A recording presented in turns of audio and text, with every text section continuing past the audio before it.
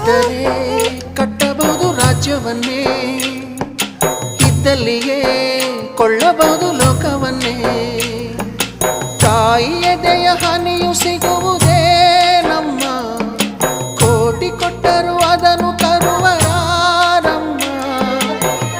ಅವಳ ಮಡಿಲ ಸುಖ ದೊರೆತರೆ ಕೊನೆ ತನಕ, ಎಂಥ ಭಾಗ್ಯ ಕಂದ ಈ ನಿನ್ನ ಬಾಳಿಗೆ. ಹೆತ್ತವಳು ಯಾರಮ್ಮ, ಹೊತ್ತವಳು ಯಾರಮ್ಮ, ಅವಳಿದೆ ಅಮೃತದೇ ಉತ್ತರವು ಇದೆಯಮ್ಮ.